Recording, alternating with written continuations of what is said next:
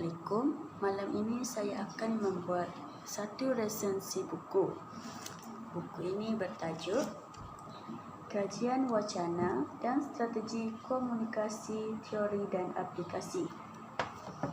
Buku ini ditulis oleh pensyarah saya sendiri iaitu Profesor Dr. Normaliza Abdul Rahim. Diterbitkan oleh Universiti Malaysia Terengganu. Okey, dalam buku ini terdapat 7 bab utama. Yang pertama, kajian wacana. Bab kedua, teori dan pendekatan wacana. Bab 3, analisis wacana tekstual dan ujaran. Bab 4, strategi komunikasi. Bab 5, taksonomi dan pendekatan strategi komunikasi. Bab 6, analisis strategi komunikasi dalam kalangan kanak-kanak.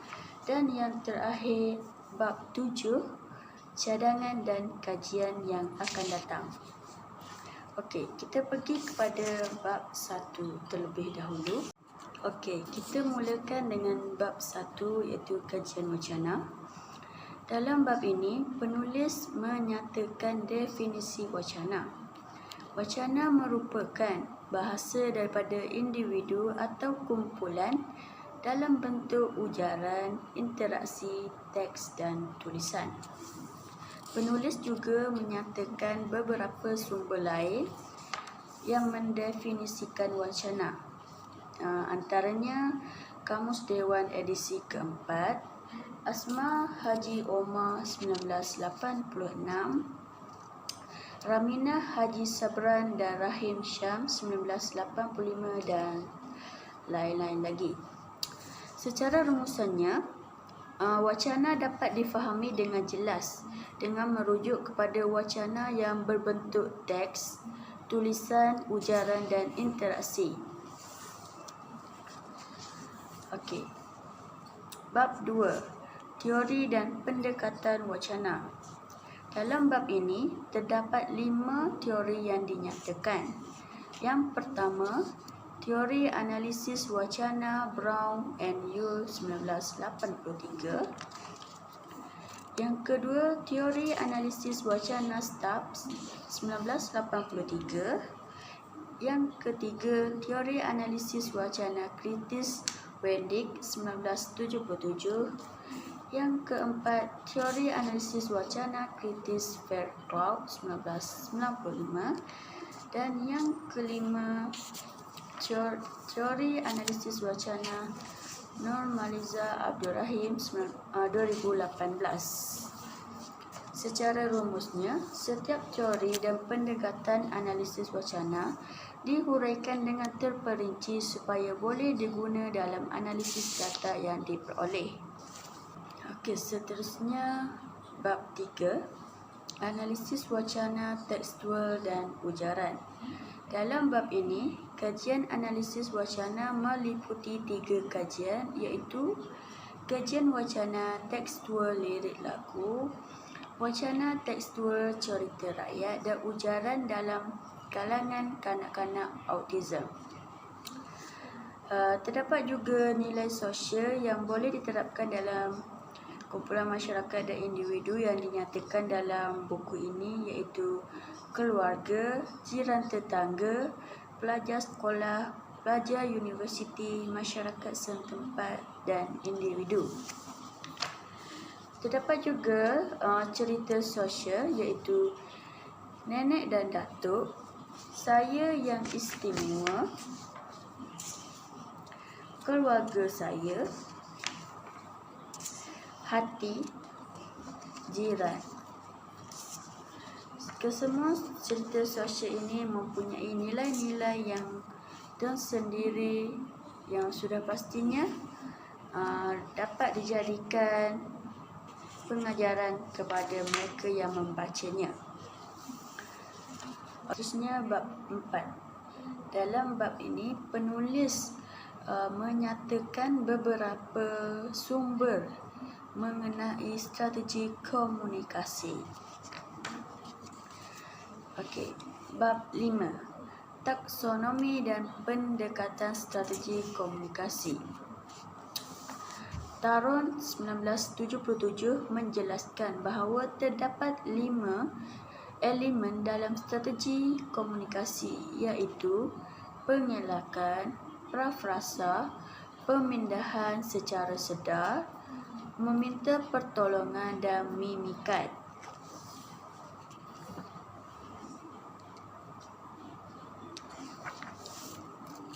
Okey. Pendekatan strategi komunikasi oleh Normaliza Abdul Rahim 2018 pula. Yang pertama, singkatan. Kedua, perkataan baharu tiada makna. Ketiga, penafian. Keempat, persoalan. Kelima, pengulangan. Keenam, perujukan. Ketujuh, pembetulan kendiri. Ke-8, topik berlainan. Ke-9, celahan. Ke-10, penangguhan. Ke-11, terjemahan literal.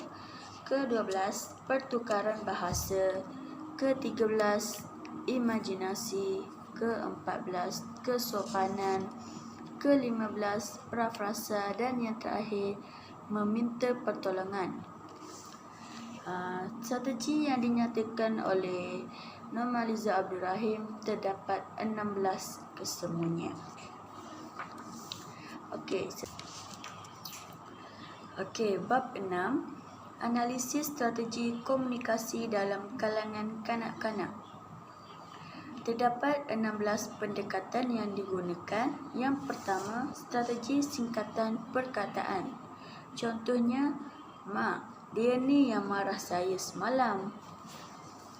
Yang kedua, perkataan baharu tiada makna. Contohnya, "Saya guna kayu tong itu." Yang ketiga, penafian. "Dia tak buatlah." Contohnya. Yang keempat, persoalan. "Dia pergi mana?" Yang kelima, pengulangan. Contohnya, dia pergi juga semalam. Yang keenam, perujukan. Contohnya, kedai yang besar tepi jalan tu. Yang ketujuh, pembetulan kendiri. Contohnya, "Saya tak faham awak berdua ni. Awak bukan pandai main pun." Yang ke-8, topik berlainan. Contohnya, "Pensel mana pula?" Yang ke-9, celahan. Contohnya, "Jap, kita main bola ke?" Celahan. Yang ke-10, penangguhan. Contohnya, macam penangguhan dalam sesuatu komunikasi. Yang ke-11, terjemahan literal. "I don't like it that." dalam bahasa Inggeris. Yang ke-12, pertukaran bahasa. "No, saya tak suka tu." Terdapat bahasa Inggeris dan Melayu dalam satu ayat. Yang ke-13, imajinasi. "Kedai tu kalau ada sayap mesti boleh terbang." Yang ke-14, kesopanan. Contohnya, "Maafkan saya ingatkan ini kerusi saya." Yang ke-15, prafrasa. "Awak ni tak boleh susahkan mak awak tu, kesian dia." Yang terakhir, meminta pertolongan. Contohnya, "Awak tolong tolak kerusi itu ke situ." Ayat meminta pertolongan. Bab ke-7, cadangan kajian akan datang.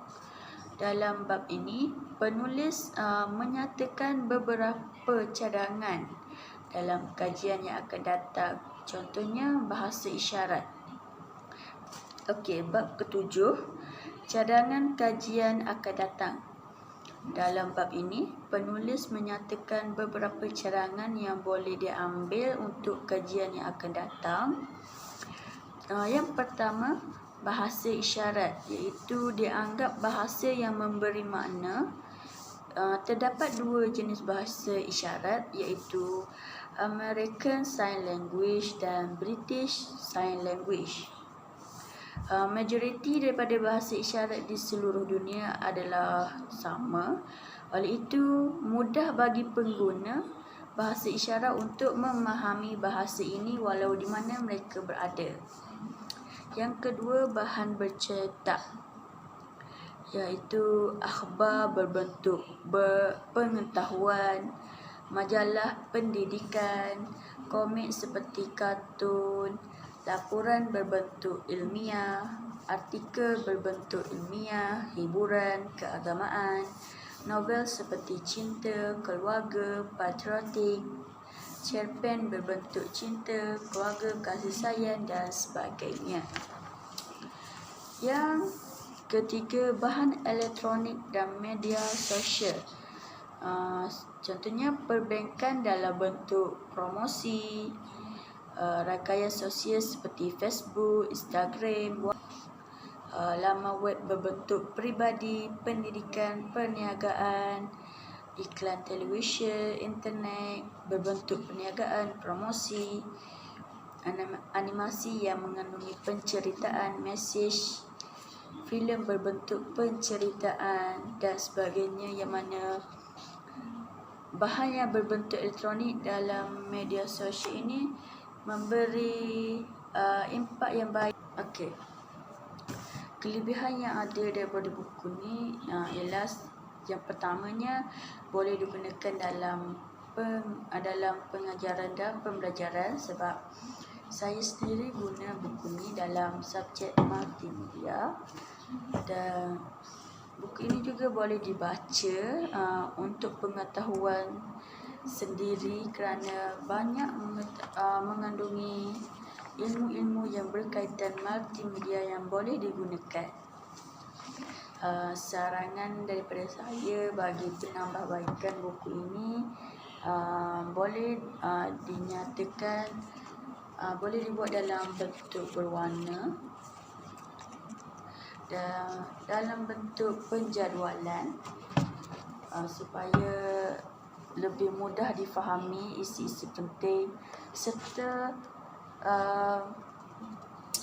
meng-highlight isi-isi yang penting dalam setiap bab supaya pembaca dapat melihat terus apa mesej yang ingin disampaikan. Okey, itu saja daripada saya. Terima kasih.